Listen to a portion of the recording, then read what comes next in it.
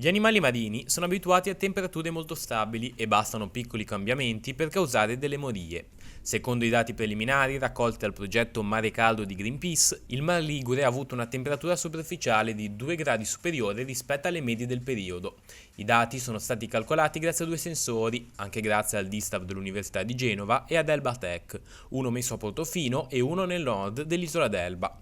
Fino a questo momento noi abbiamo contezza di morie di spugne, soprattutto spugne da bagno, e proprio in questi giorni ci sono arrivate notizie e la settimana prossima abbiamo organizzato una spedizione per andare a verificare di morie importanti di gorgogne fino a 30-40 metri di profondità. 2 gradi sono una variazione enorme, anche se il dato è legato a temperature superficiali e quindi certamente meno intensi in profondità. A 30 metri anche variazioni di mezzo grado possono essere molto rilevanti.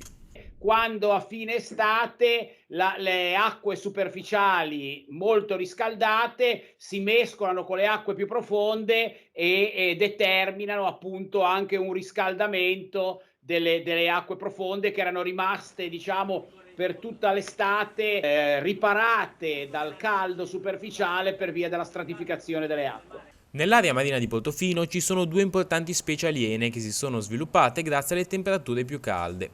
Un'alga del genere Caulerpa che arriva dal Mar Rosso e una piccola spugna di origine atlantico-tropicale. Quella che ha maggiore influenza sulla comunità in generale è proprio Caulerpa, si chiama Caulerpa cilindracea, che è veramente invasiva, fino diciamo da 15 a 25 metri di profondità è veramente invasiva. I cambiamenti sono la regola da quando esiste il pianeta, ma in questo caso è diverso, oltre al fatto che sono fortemente condizionati dall'attività umana.